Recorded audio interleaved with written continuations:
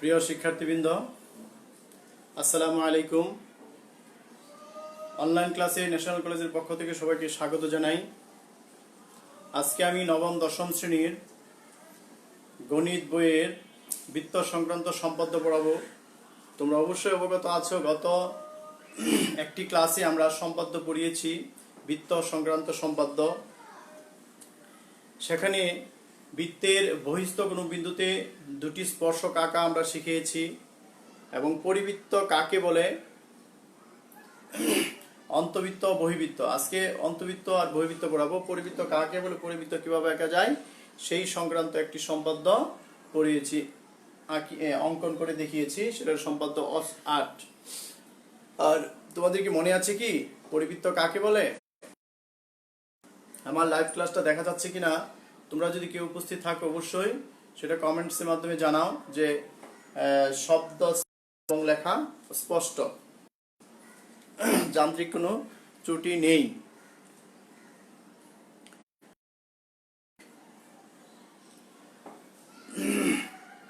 যারা আসো, একজন আসো লাইভ ক্লাস দেখতেছো, তুমি অন্যদেরকে একটু শেয়ার করে দাও যেন লাইভ ক্লাসটা দেখে। সম্পাদ্য তোমরা একটা নোটিশ পাবে যে পরীক্ষা হওয়ার কথা আছে একটি।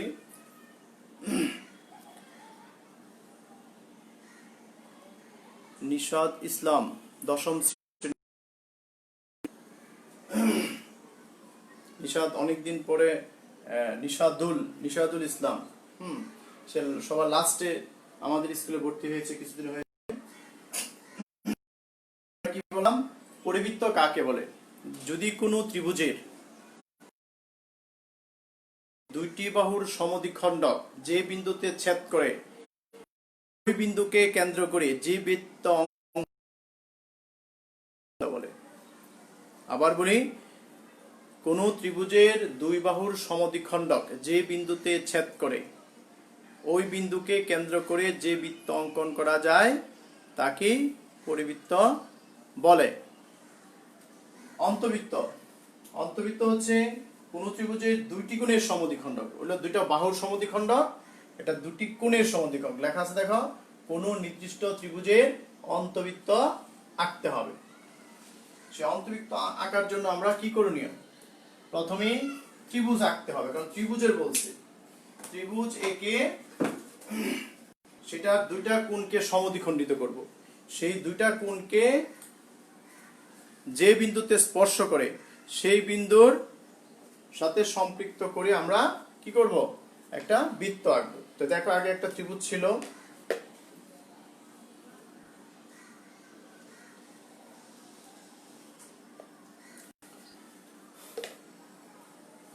যে কোনো ত্রিভুজ নিবা, সমবাহু বা সমদ্বিবাহু কোনো কথা নেই। হ্যাঁ, প্রশ্নে আবার উল্লেখ থাকতে পারে যে ত্রিভুজের তিনটি বাহুর দৈর্ঘ্য দেওয়া আছে, এর অন্তবৃত্ত আঁকো। দেখো, এ বি সি, অবশ্যই এটা কি সূক্ষ্মকোণী ত্রিভুজ। অবশ্যই কি ত্রিভুজ? সূক্ষ্মকোণী। প্রত্যেকটা কোণের পরিমাণ 90 ডিগ্রির চেয়ে কম, এই জন্য এটা সূক্ষ্মকোণী ত্রিভুজ বলে। হ্যাঁ, সমকোণী ত্রিভুজও বলতে পারে, আবার স্থূলকোণী বলতে পারে। আমি কি বলেছি? কোন ত্রিভুজের এবিসি একটা ত্রিভুজ, এর অন্তবৃত্ত আঁকতে হবে, অর্থাৎ এবিসি ত্রিভুজের এমন একটি বৃত্ত আঁকতে হবে যা এবি বিসি এসি বাহুকে স্পর্শ করে। বৃত্ত আঁকতে হলে শীর্ষবিন্দুকে ছেদ করে, আর অন্তবৃত্ত আঁকতে হলে বাহু তিনটিকে স্পর্শ করে। এই জায়গাটা তোমার ক্লিয়ার থাকতে হবে যে অন্তবৃত্ত আঁকতে হলে বাহু তিনটাকে স্পর্শ করবে, এই বাহু তিনটাকে স্পর্শ করে এরকম একটা বৃত্ত আঁকবো। আর পরিবৃত্ত ক্ষেত্রে কি শীর্ষবিন্দু তিনটি স্পর্শ করে, যদিও আমার গত ক্লাসে একটা বিন্দুকে স্পর্শ করে নাই যান্ত্রিক ত্রুটির কারণে, তোমাদের অবশ্যই সেটা করতে হবে। প্রথমে কাজ কি? দুইটা কোণকে সমদ্বিখণ্ডিত করি। আমরা বি কোণ এবং সি কোণকে সমদ্বিখণ্ডিত করি। তোমরা অবশ্যই পেন্সিল কম্পাস নিয়ে রেডি থাকো। যারা দশম শ্রেণীর স্টুডেন্ট তারা বেশি পারো মনে হয়, কারণ আগে করানো হয়েছে। আর যারা নতুন একবারে নিউ স্টুডেন্ট নবম শ্রেণীর, তাদের জন্য এটা বোঝার দরকার। দেখো, এই যে বি বিন্দুকে কেন্দ্র করে আমরা পরিমাণ মতো ব্যাসার্ধ নিয়ে একটা বৃত্ত, সেই একই মাপে এই বিন্দুকে কেন্দ্র করে এই বৃত্তচাপ আমরা হচ্ছে কোণকে সমদ্বিখণ্ডিত করব। কোণটাকে কি করতেছি? সমদ্বিখণ্ডক। দেখো একটা কোণকে সমদ্বিখণ্ডিত করা হয়ে গেল। কিভাবে করা হয়েছে?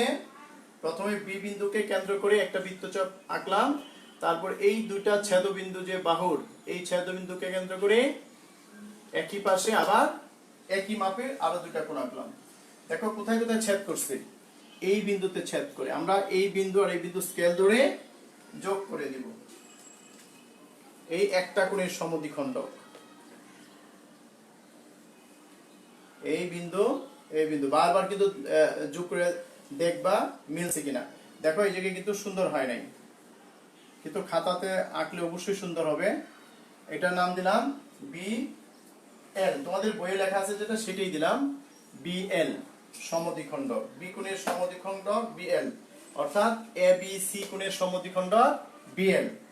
অনুরূপভাবে এ সি বি সমদ্বিখণ্ডক বি এম আঁকবো। কিভাবে আঁকবো? সে একইভাবে আঁকো।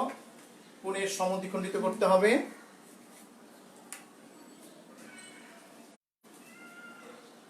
এই সি কে কেন্দ্র করে দেখো বৃত্তচাপ,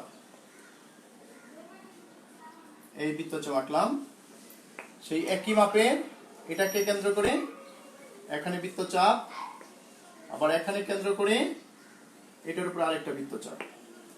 দেখো কোণকে সমদ্বিখণ্ডিত করা কিন্তু সেই আমরা কোন ক্লাসে শিখেছি? 6 এ, যে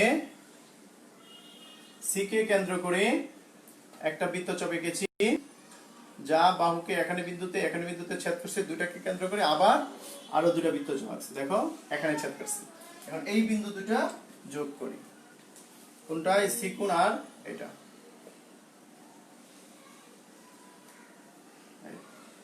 এটারও আমরা দিব নাম দিব কি? সি।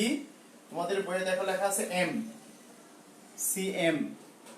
আর এটা অবশ্যই তীর চিহ্ন দিতে হবে। পরস্পর এ বিন্দুতে নাম দিছি কি?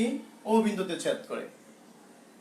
আমি আবার বলি, অঙ্কনের শুরুতেই বলা আছে যে এ বি সি কোণ এবং এ সি বি কোণকে যথাক্রমে এম মানে বি এল এবং সি এম দ্বারা সমদ্বিখণ্ডিত করি। ক্লিয়ার? বর্ণনা কিন্তু খুবই কম, বৃত্তের অঙ্কনের বিবরণ খুবই ছোট, কম। সমদ্বিখণ্ডক দ্বয় পরস্পর ও বিন্দুতে ছেদ করে। এখন ও কে কেন্দ্র করে বিসির উপর একটা লম্ব আঁকতে হবে, কারণ এখানে কোথায় স্পর্শ করবে এই স্পর্শ বিন্দুটা কিন্তু আমার জানতে হবে। তুমি ও বিন্দু থেকে এসির উপর লম্ব আঁকলে হবে, ও বিন্দু থেকে এ বি বাহুর উপর লম্ব আঁকলে হবে, ও বিন্দু থেকে বিসি বাহুর উপর লম্ব আঁকলেও হবে। আমরা নরমালি বিসির উপর লম্ব অঙ্কন করি, ঠিক আছে? বইয়ের কিন্তু চিত্রে এই বৃত্তচাপগুলি একেবারেই দেয় নাই, কিন্তু তোমরা অবশ্যই দিবা। উদয়ন সরকার, আমাদের নতুন আরেকজন স্টুডেন্ট আসছে কমার্সের, একদিন আমি তাকে দেখি নাই, ধন্যবাদ। আচ্ছা, নবম শ্রেণীর কমার্সের 9 এর স্টুডেন্ট। এরপরে আসো ওকে কেন্দ্র করে বিসির উপর। আমরা এটুকু তো বুঝতে পারছি, দুইটা কোণকে সমদ্বিখণ্ডিত করা তো বুঝতে পারছি। এখন কি করব? এখন আমরা এই ওকে কেন্দ্র করে বিসির উপর পরিমাণ মতো বৃত্তচাপ আঁকবো। দেখো বিসির উপর এই বি কে কেন্দ্র করছি, তারপর এটাকে কেন্দ্র করে একটু বড় করে নিয়ে আমি এই বৃত্তচাপ আঁকলাম, ঠিক আছে? এই বৃত্তচাপ আঁকা হলো। তারপর এখানে কেন্দ্র করে আবার বৃত্তচাপ, আবার এখানে কেন্দ্র করে এই যে এই বিন্দু, এই যে এখানে একটা বিন্দু আছে না, আমারটা তো বড়, তোমাদের তো চিকন, একবারে ছিদ্র করে নিতে হবে। কিন্তু এখানে এই বিন্দুকে কেন্দ্র করে আবার বৃত্তচাপ এঁকেছি। দেখো বুঝতে পারছি কিনা? কেন্দ্র এই ওকে কেন্দ্র করে বৃত্তচাপ আঁকা হলো, আবার এই ছেদবিন্দু কেন্দ্র করে একই মাপের ব্যাসার্ধে আরো দুটো বৃত্তচাপ এঁকেছি, ঠিক আছে? একটু ভালো করে খেয়াল করো।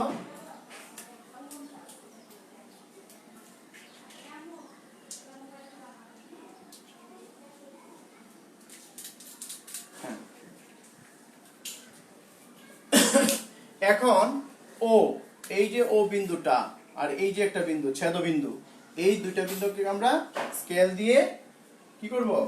যোগ করে দিব। দেখো এই স্কেল, এই স্কেল আমার সাথে সাথে কিন্তু আঁকতে হবে, নাহলে দেখলে হবে না। কিন্তু এটা কিন্তু অন্যান্য এই দেখো আমি এই মাথা পর্যন্ত আর টানার দরকার নাই, এই পর্যন্ত টেনেছি, এটা নাম দিলাম ডি। আমরা এই মাথা পর্যন্ত সংযুক্ত করব না, শুধু ও থেকে এই বাহুর উপর সংযুক্ত করবো, তো এই যথেষ্ট। আমার এই স্পর্শ বিন্দুটা আমরা খুঁজতেছি, এই ডিটা হচ্ছে স্পর্শ বিন্দু। এখন ওকে কেন্দ্র করে ও ডি এর সমান ব্যাসার্ধ নিয়ে একটা বৃত্ত অঙ্কন করবা। আমি কিন্তু আমার পেন্সিল কম্পাসটা একটু কি হেভি, তাই না, কাঠের বড়, যা বোর্ডে আঁকলে একটু সমস্যা হয়, সুতরাং তোমার সেটা বুঝতে হবে। এখন যদি ওকে কেন্দ্র করে বৃত্ত চাও আঁকি, আমার কিন্তু তিনটা বাহুকে স্পর্শ নাও করতে পারে। তারপর আমি আঁকবো, তোমাদের কিন্তু অবশ্যই তোমাদেরও ত্রুটি থাকতে পারে, বারবার এঁকে সেটাকে তোমার আয়ত্তে আনতে হবে। দেখো এই যে ওকে কেন্দ্র করে, এই ওকে কেন্দ্র করে, আচ্ছা আমি একটু মেপে নিই, ওকে কেন্দ্র করে ওডি এর সমান ব্যাসার্ধ নিয়ে, ওডি এর সমান ব্যাসার্ধ নিয়ে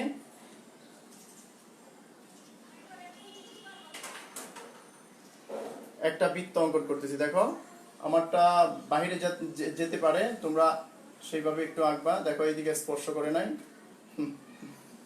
আঁকা খুবই কঠিন, বোর্ডে আঁকা খুবই কঠিন, স্লিপ কেটেছে।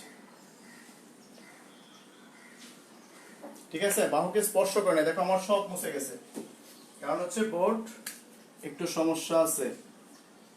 এই দেখো আমার এই স্পর্শ বিন্দু এরকম ছিল। আচ্ছা এখন দেখো আমার এটা লম্ব অঙ্কন করেছি এই ডি বিন্দুতে স্পর্শ করে। এখন ওকে কেন্দ্র করে ও ডি এর সমান ব্যাসার্ধ যখন বৃত্ত অঙ্কন করছি, দেখো এই জায়গায় স্পর্শ করে নাই, কিন্তু তোমাদের অবশ্যই স্পর্শ করতে হবে, কারণ কাঠের সাহায্যে আঁকাটা সেটা একটু জটিলতা আছে। সুতরাং বুঝতে হবে যে ওকে কেন্দ্র করে ও ডি এর সমান ব্যাসার্ধ নিয়ে দেখো দুইটা স্পর্শ করছে ঠিকই, কিন্তু এই জায়গায় স্পর্শ করে নাই, সুতরাং এই স্পর্শটা তোমাদের অবশ্যই করতে হবে। আমি আবার প্রথমতে দেখাই, এরকম ফাঁকা থাকলে কিন্তু হবে না। আবার প্রথমতে বলি, নাহিদা জান্নাত নবম শ্রেণীর রোল 8। আবার বলি, এ বি সি একটি ত্রিভুজ, এর অন্তবৃত্ত আঁকতে হবে, অর্থাৎ এমন একটি বৃত্ত আঁকতে হবে যা A B B C AC বাহুকে স্পর্শ করে। দেখো স্পর্শ করছে, স্পর্শ করতে কিছু স্পর্শ করে নাই, তার মানে একটু ত্রুটি আছে, তোমরা সংশোধন করে নিবা। তারপর অঙ্কন, এ বি সি কোণ এবং এ সি বি কোণকে যথাক্রমে বি এল এবং সি এম দ্বারা সমদ্বিখণ্ডিত করি। কিভাবে অঙ্কন করেছি, একই মাপের এই বিন্দুকে কেন্দ্রে দুটো বৃত্তচাপ, অনুরূপভাবে সি কে কেন্দ্রে বৃত্তচাপ আঁকছি, দুটো বৃত্তচাপ আরো দুটো বৃত্তচাপ এঁকেছি। তারপর স্কেল দিয়ে সংযুক্ত করলে পরস্পর ও বিন্দুতে ছেদ করে। ওকে কেন্দ্র করে বিসির উপর ওডি লম্ব অঙ্কন করেছি। কিভাবে এঁকেছি, এখানে পেন্সিলের কম্পাসের কাটা রেখে তারপর এর উপর একটা বৃত্তচাপ এঁকেছি, এই দুইটা বিন্দুকে কেন্দ্রে আরো দুটো বৃত্তচাপ অঙ্কন করা হলো। ওডি লম্ব আঁকছি কার উপর, বিসির উপর। এখন ওডি ওকে কেন্দ্র করে ওডি এর সমান ব্যাসার্ধ নিয়ে একটা বৃত্ত আঁকবা। বৃত্ত আঁকতে গিয়ে কিন্তু এই সমস্যায় পড়বা যে আমি পড়েছি, দেখো এই জায়গায় মিলে নাই। সুতরাং তোমাদের কিন্তু অবশ্যই স্পর্শ করবে, স্পর্শ না করলে কিন্তু ভুল হবে, স্পর্শ অবশ্যই করতে হবে। আশা করি তোমরা বুঝতে পেরেছ। এটাকে বলা হয় কি বৃত্ত, অন্তবৃত্ত। অন্তবৃত্ত কাকে বলে, ত্রিভুজের দুই বাহুর সমদ্বিখণ্ডক যে বিন্দুতে ছেদ করে তাকে কেন্দ্র করে যে বৃত্ত অঙ্কন করা যায় সেটা হচ্ছে অন্তবৃত্ত। আচ্ছা এরপরে আসি আমরা 10 নম্বরে। 10 নম্বরে বলছে, 11 নম্বর সরি, যে তোমাদের সম্পাদ্য কিন্তু প্রমাণের প্রয়োজন নেই, শুধু অঙ্কনের বিবরণ দিতে হবে। এটাতে কি বলছে দেখো, কোন নির্দিষ্ট ত্রিভুজের বহির্বৃত্ত আঁকতে হবে। সরি, কোন নির্দিষ্ট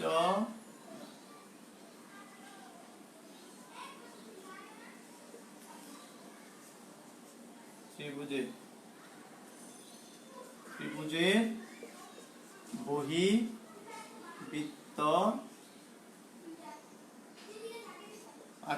আঁকতে হবে।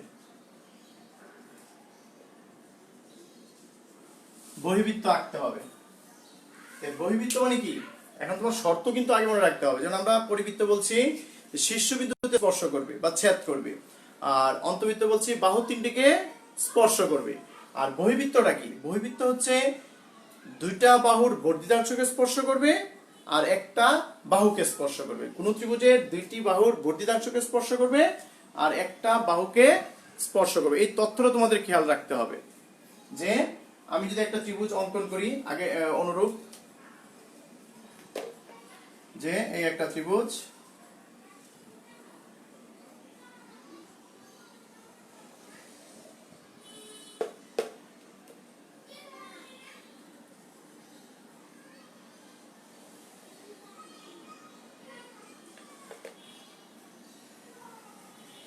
দেখো এ বি সি একটা ত্রিভুজ, এ বি সি একটা ত্রিভুজ।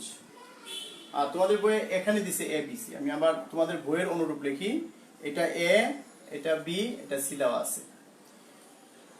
এ বি সি একটা ত্রিভুজ ছিল, বলছে দুই বাহুর বর্ধিতাংশকে, তার মানে কি এই এ বি এবং এ সি এই দুইটা বাহুকে বর্ধিত করব। দেখো বর্ধিত করা হয়ে গেছে অলরেডি কিছুটা, আর একটু বর্ধিত করে দিই। এই বর্ধিত করলাম। বর্ধিতাংশকে স্পর্শ করে কি পর্যন্ত নাম দিতে হবে অবশ্যই। এটা দেওয়া আছে এফ, এটা দেওয়া আছে ডি, আর এই জায়গায় অবশ্যই তীর চিহ্ন ব্যবহার করবা। এখন আবার বলি, পরিবৃত্ত বহিবৃত্ত হচ্ছে কোন ত্রিভুজের দুই বাহুর বর্ধিতাংশকে স্পর্শ করবে আর একটা বাহুকে স্পর্শ করবে, তার মানে এখানে বৃত্ত আঁকতে হবে। ক্লিয়ার? কোন ত্রিভুজের দুই বাহুর বর্ধিতাংশকে স্পর্শ করবে আর একটা বাহুকে স্পর্শ করবে, এইরকম একটা বৃত্ত হলো বহিবৃত্ত। তো সেই জন্য কি করতে হবে দেখো, বহিস্থ কি হলো, বহিস্থ কোণ উৎপন্ন হলো দুইটা।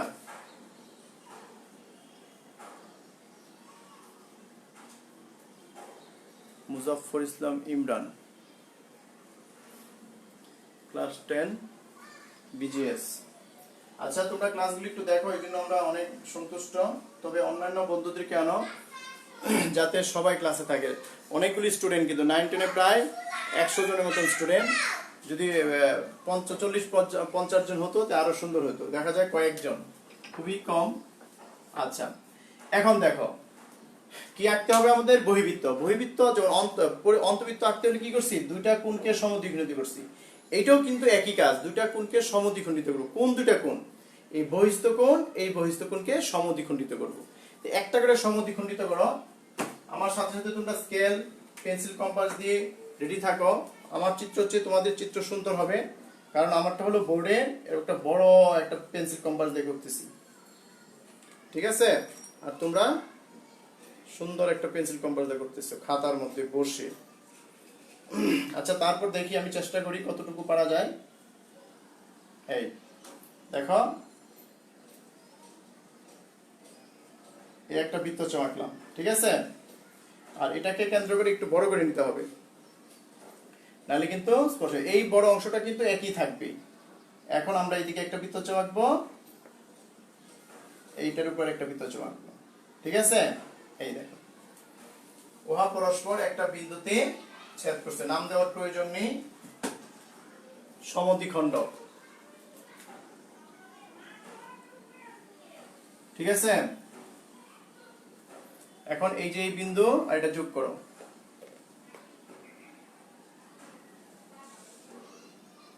এই সমদ্বিখণ্ডক, নাম দেওয়া হলো কি এটা, বিএম। আবার বলি, এ বি এর বর্ধিতাংশকে ডি বিন্দুতে ছেদ করলো, এ সি এর বর্ধিতাংশকে এফ বিন্দুতে ছেদ করছে। এখন আমরা সি বি ডি কে এম বি দ্বারা, বিএম দ্বারা সমদ্বিখণ্ডিত করলাম। এখন বি সি এফ কেও আমরা আরেকটা রেখা দ্বারা সমদ্বিখণ্ডিত করব, সেটা একই কাজ করি আমরা।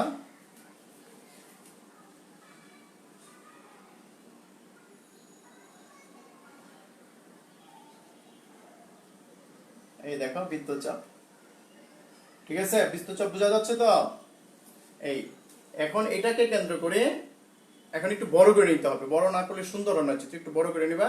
এরপর একটা, এখন কিন্তু আর দুইটা একই মাপে নিতে হবে। এখানে কেন্দ্র করে দেখো এটার উপরে একটা বৃত্তচাপ, আর এই বিন্দুকে কেন্দ্র করে এটার উপরে আরেকটা বৃত্তচাপ। দেখো বোঝা যাচ্ছে তো?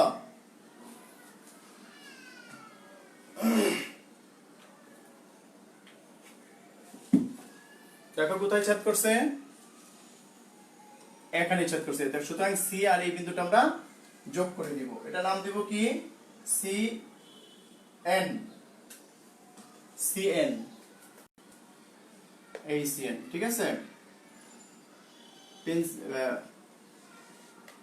সি এন, এই বি এম এবং সি এন ই। বই কিন্তু কয়েকটা লম্ব এঁকেছে, আমি একটা লম্ব আঁকবো। যে আগেরটাও কিন্তু একই কথা ছিল যে তিনটি বাহুর উপর লম্ব আঁকা যায়, এ বির উপর, মানে ও কেন্দ্র থেকে বাহু তিনটির উপর লম্ব আঁকা যায়। আমরা বিসির উপর লম্ব এঁকেছিলাম, মনে আছে? অন্তবৃত্তের ক্ষেত্রে এটারও সেই একই কাজ।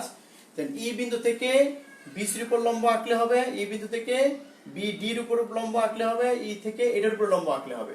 কিন্তু অনেক সময় দেখা যায় এটা থেকে যদি বিসির উপর লম্ব আঁকো সুন্দর হয় না। সুতরাং তোমরা যদি এই রেখার উপর যদি আঁকো তবে বেশি ভালো হবে। এই জন্য আমি এটার উপর আঁকবো। এটার উপরে বিডি রশ্মির উপরে আঁকবো। বিডিটা একটু বড় করে নিই।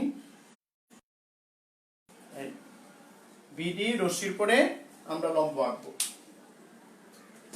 বুঝতে পারছো তো?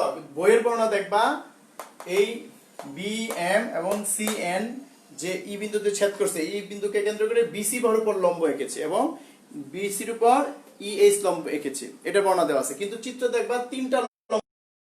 আমি এখান থেকে যদি এটার উপরে আঁকি সুন্দর হয় না, সমস্যা হয়। এই ই থেকে যদি বি এন এর উপর যদি বি ডির উপর লম্ব আঁকি সুন্দর হবে। এই জন্য বি ডির উপর লম্ব আমরা আঁকবো।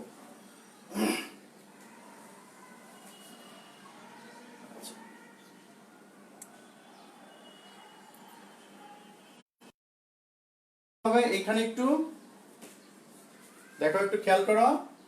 এই যে ই কে কেন্দ্র করে আমি একটু বড় করে নিই।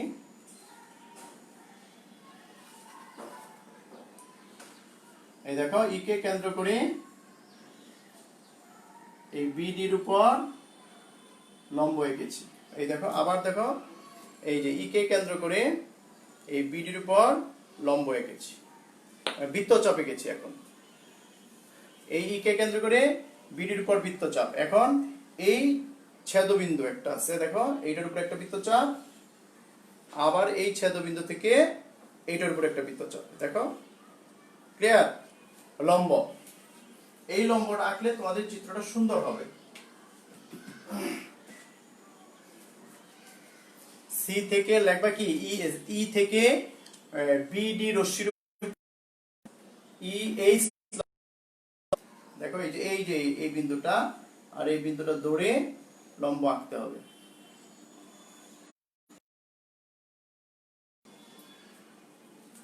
এখন ই কে বৃত্ত অঙ্কন করবা। আমি আবার বলি, তোমাদের বই কিন্তু তিনটা লম্ব আছে, এরকম তিনটা লম্ব, যে কোনো একটা লম্ব আঁকলেই হবে এবং একটার বিবরণ দিলেই হবে। এখন বলবা ইএস এর সমান ব্যাসার্ধ নিয়ে একটা বৃত্ত আঁকো। আমার বৃত্তটা কিন্তু সুন্দর নাও হতে পারে, স্পর্শ নাও করতে পারে, কিন্তু ঠিক করে আঁকতে হবে। কারণ আমার পেন্সিল কম্পাসটা দেখতেই পাচ্ছ কেমন, তাই না? সেই জন্য আমি রিক্সে বেশি আছি কিন্তু, কারণ আগের দুইটাও মিলাইতে পারি নাই। এই ই কে কেন্দ্র করে দেখো এই যে এই ইএইচ এর সমান ব্যাসার্ধ নিয়ে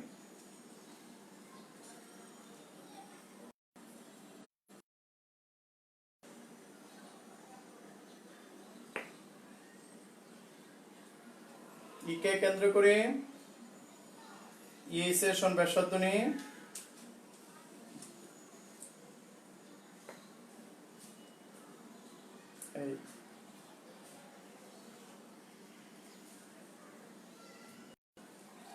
আচ্ছা চেষ্টা করতেছি আমি, কিন্তু হচ্ছে না।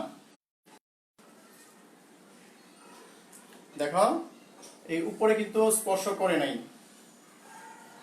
দুইটা স্পর্শ করছে, একটা স্পর্শ হয় নাই। অবশ্যই তোমাদের সেটা স্পর্শ করতে হবে, কিন্তু এখানে কি স্পর্শ করে না, এটা কি অবশ্যই স্পর্শ করতে হবে। ক্লিয়ার, যে এটা স্পর্শ করতে হবে। দেখো এই বিন্দুতে স্পর্শ করছে, এটাও স্পর্শ করছে, সুতরাং এটা হচ্ছে নির্ণয় বহির্বৃত্ত।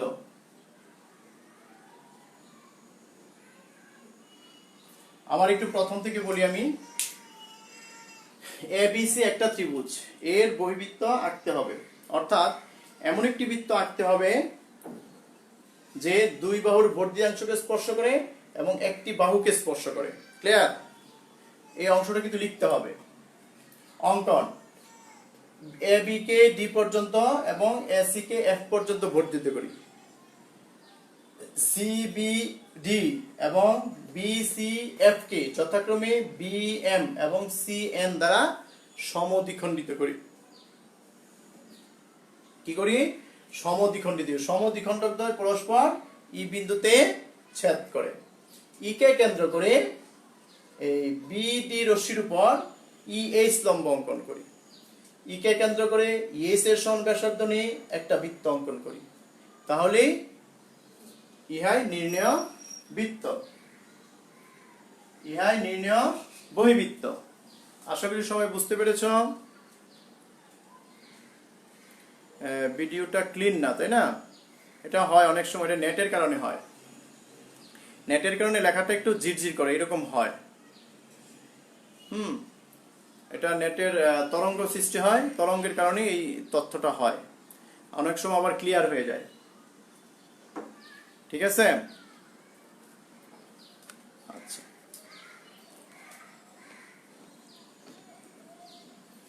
এখন কি দেখা যায়? আমি কি আবার বলবো বহির্বৃত্ত সম্পর্কে?